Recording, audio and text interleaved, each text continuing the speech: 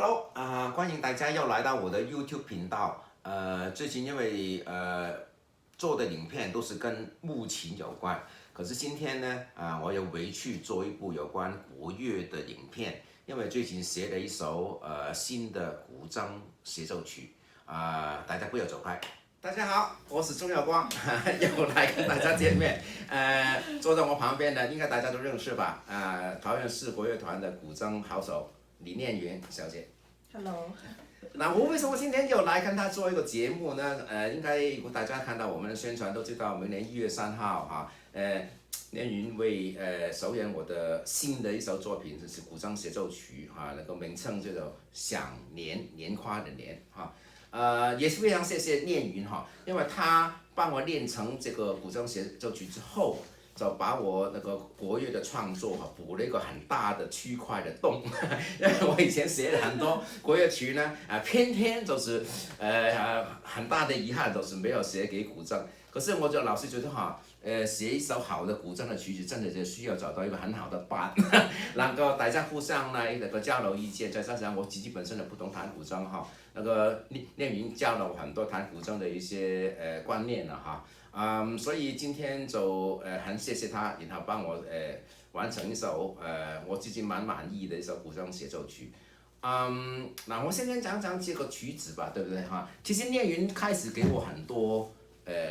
一些素材啦，也有陕西的，不同真派的素材，也有客家的，也有潮州的，也可能我是不是本身是广东人吧，对，所以变成为再加上我的。姐姐的我的姐夫他们那一边都是潮州人，所以我小的时候听了蛮多潮州的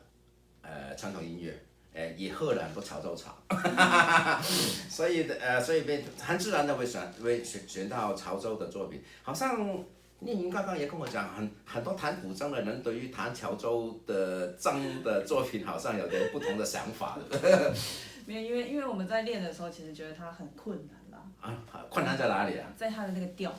哦。因为它有什么活3/5啊、青3中6啊、重3/6等等之类的很多，所以其实，在那个左手按音上面啊，就是会有很多种不同的小小的 mega， 就差了一点点那种音高啊，它不是我们所谓听起来好像很准的那个音高，所以基本上我以前在学潮州的时候，基本上都是用听的。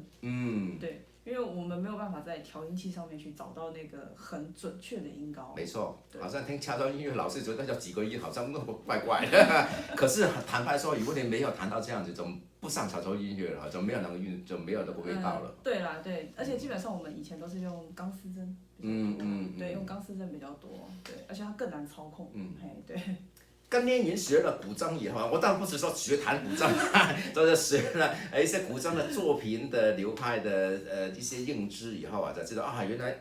潮州音乐那么复杂，好像什么火舞调，什么青山中六啦，什么这些东西自己也学到好多东西。那我们先谈谈火舞好不好？要火舞就是很大的学问。念云先来谈一些，以后他来跟大家来上个课。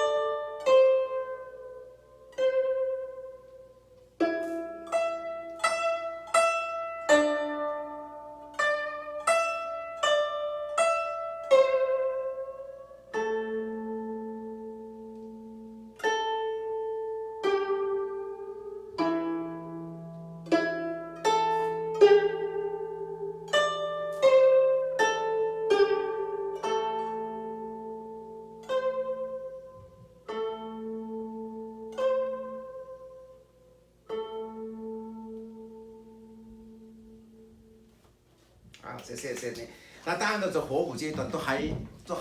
有多几个小节啦，它不是结束在这里啊，因为现在录影不要弹那么久。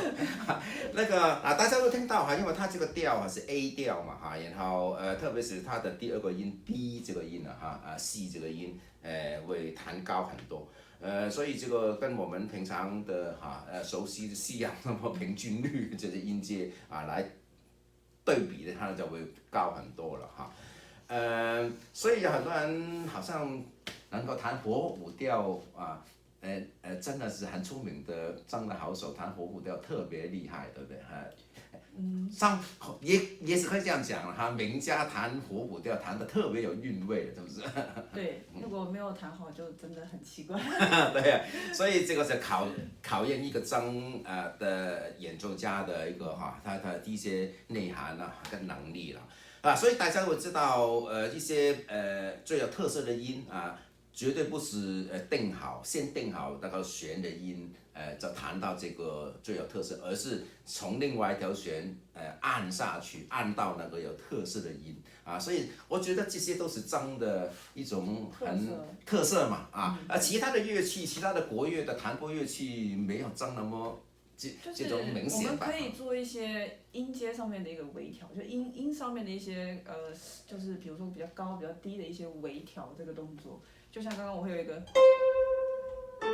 就是其实这不是在我们的 C 就是哆上面，对，就会只是一个B 音这个吸音这个往上升一点点。甚至有些你弹完一条弦，然后按下去有回来的一种效果的。对，因为这个地方。往下按，我们其实都是可以做这些微调的动作。在别的乐器，因为它的构作不一样嘛所以这些滑音、这微调的这种效果没有那么强烈很难听得到。其实古琴也可以，可是古琴它滑这些东西，你真的要很细心听才听得到。可古筝那个共鸣箱比较大一点然后它做了出来就非常容易听得到，所以这个就变成形成古筝的特色了。所以我写一首那么重要的筝协奏曲的时候，我基本上是要保留这些特色，不然的话，我写一首协奏曲来，别的乐器都可以弹的话，我就觉得这叫筝协奏曲就怪怪，对不对？所以这个是我写这个协奏曲第一个一个抓住的这个重点。所以老师你才选潮州吧？对啦，因为控制那个聂云给了我那么多素材，我听来听去还是比较有感觉，就是潮州但也包括一些客家了。但后来就是我还是选择潮州这个朱公调粉红莲。那么其实我选择朱公调粉红莲还有另外一个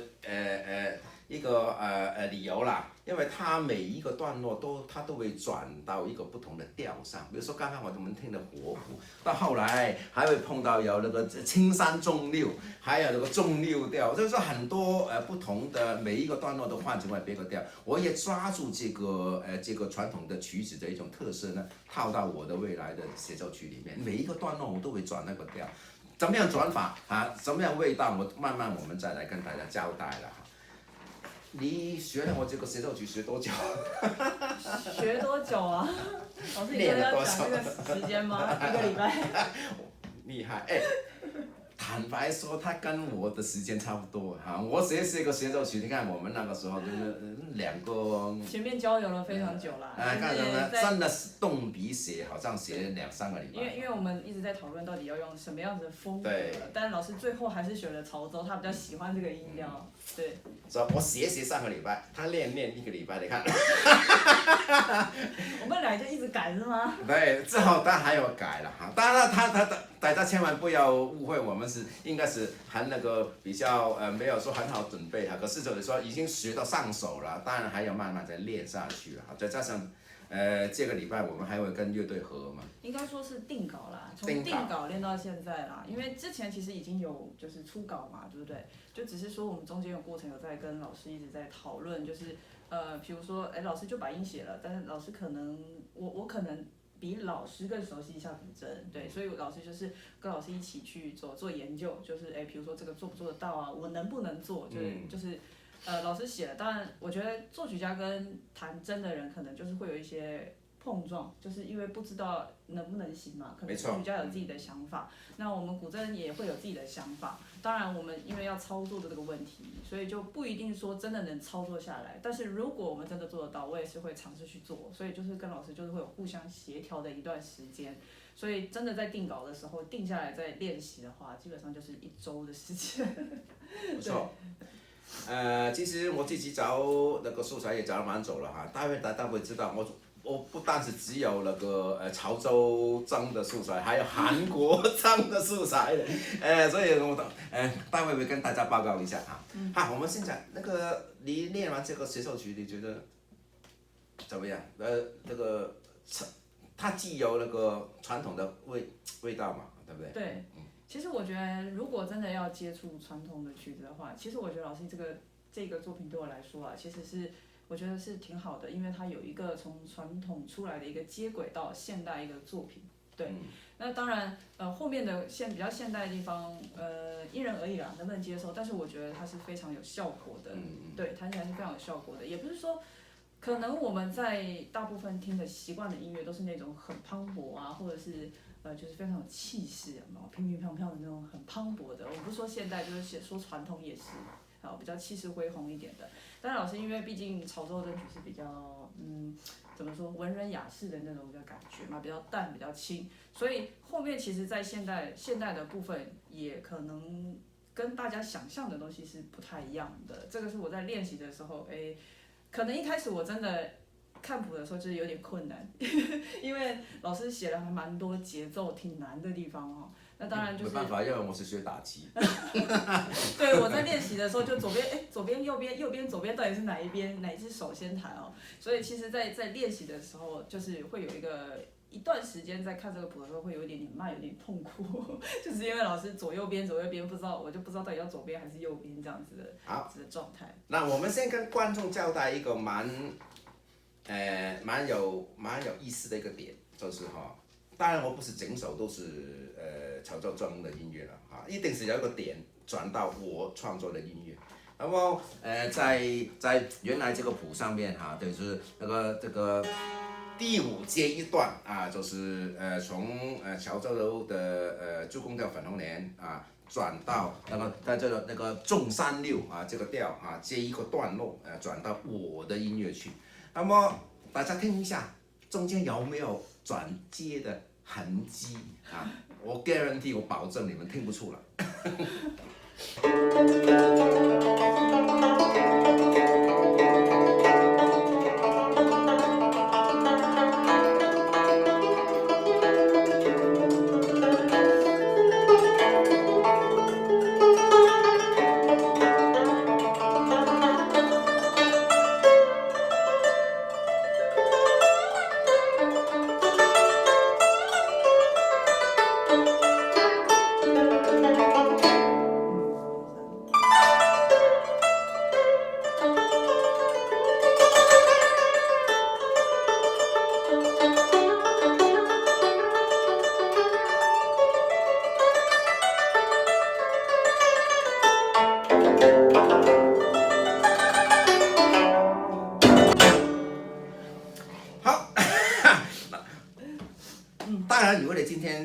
以前学过朱公调粉红莲，你绝对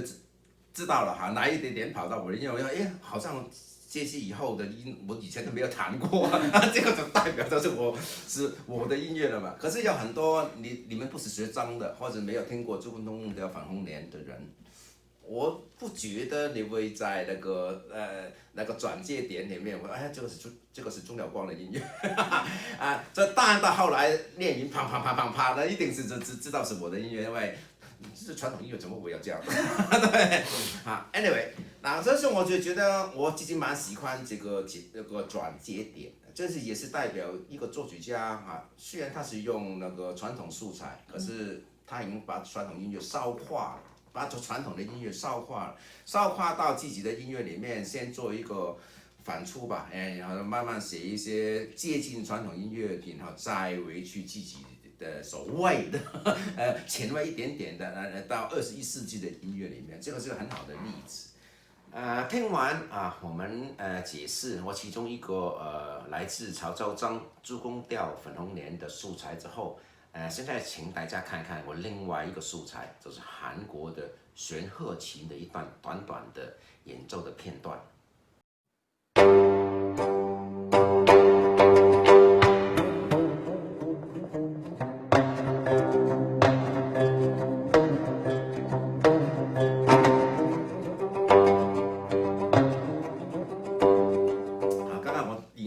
暗示，这个作品除了潮州张以外，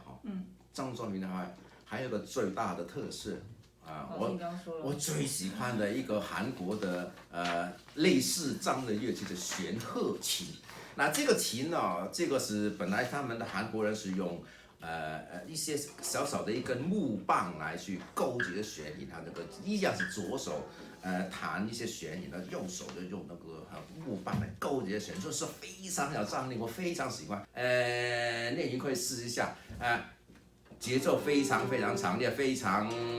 前卫，可是这个绝对是韩国传统音乐。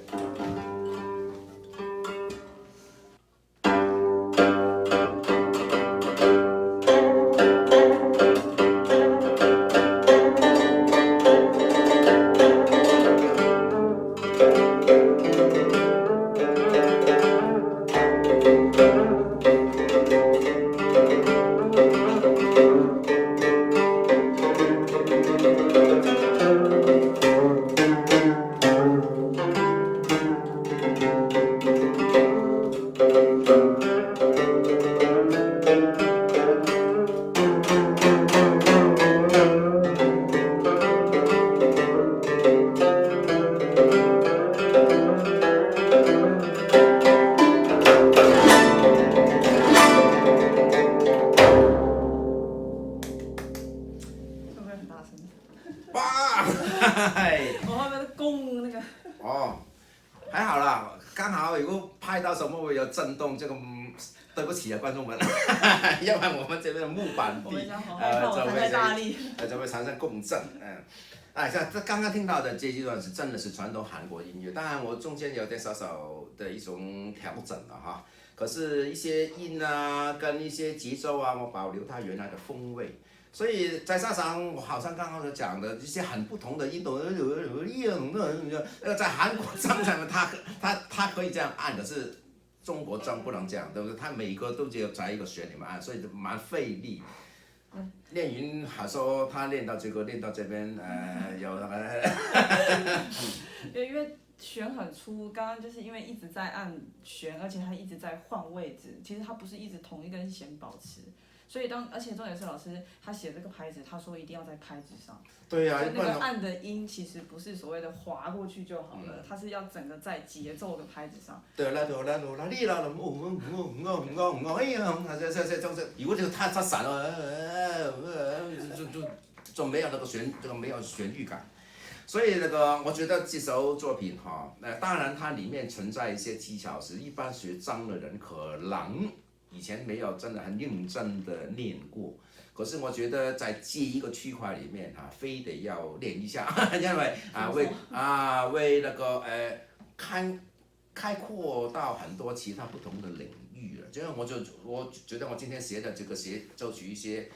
我觉得蛮满意的地方，其中一点是这样。今天听到的是一个绝对是单独一个张的独奏版而已，因为这将来你们1月3号来听到我们那个现场的话，有个乐队来伴奏，这个完全又是另外一种不同的风味吧。对，我就说了，就非常有效果因为其实我们已经开始在练习了嘛，跟乐团也开始在练习了，所以我第一次在练的时候，我觉得哇塞，它是有这么有效果的一首作品，因为当然我自己练的有点孤单嘛。我自己练当然自己又孤单，因为我没有其他伴奏乐器嘛。有啦，所以我都听到练云说孤单，我赶快弄个钢琴伴奏版给他。所以他每次他回家可以跟个钢琴伴奏来一起来那个练习。再加上他听到钢琴伴奏，他比较会习惯那个乐团的一些后面的背景的节奏嘛。对于他更快可以应试这个作品。这个作品我特别因为聂云那么高超技术的演奏员，所以我还请他自己帮我写一段 cadenza 华彩乐段，我让他发挥他的才能了，天赋才能。所以你的 cadenza 大概有多长啊？还是应该有1-2分钟？应该有1-2分钟啦，对。但是因为我可能会运用一些比较意象的，它会比较意象，可能不是所谓的可能用听的可以出来，它其实可能会模仿一些比如说我是有一点想法，是想要做一些这个，它其实就是一种。你说萧瑟吧，它不是一种萧瑟，就是有点像那个莲花在那个池面上，有没有那个水波纹的那个叶子啊，对，在上面那一种感觉的效果。我自己觉得它会有这些东西，当然这个东西的技法其实在我们古筝之前就会有的，之前就是有的，对。所以而且我们古筝其实之前就会有一首作品还蛮久之前，就是莲花谣，其实我觉得那作品也写得很好。对啊，你就把它的一些精华，对，我就是想的是那个，它是非常有意象的一首作品，所以我会用自己可能新写的一些和弦啊，或者是新的一些音啊去组合，但是有一些技法或是一些效果上会放上一些比较特殊一些效果在里面。连我现在都没听过，他们慢慢在他脑袋里面发酵。这个我们就给他1个月的时间吧，因为现在离那个演出的时间刚好就差不多1个月嘛，那个1月3号，所以我们今天跟大家报告到这里，那记得1月3号晚上7点半，中立艺术馆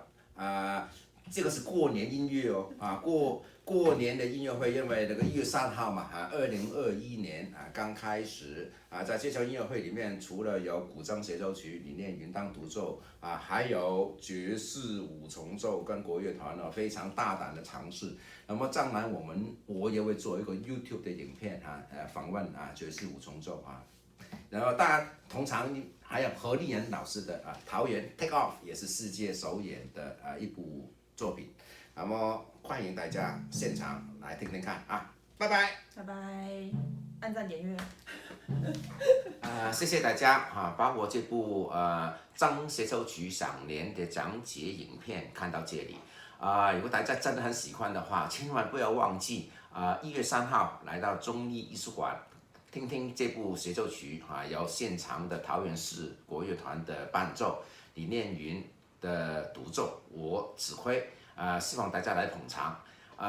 如果喜欢我的影片的话，更不要忘记来订阅我的频道，更不要忘记来点阅那个铃铛哦那么音乐会首见，拜拜。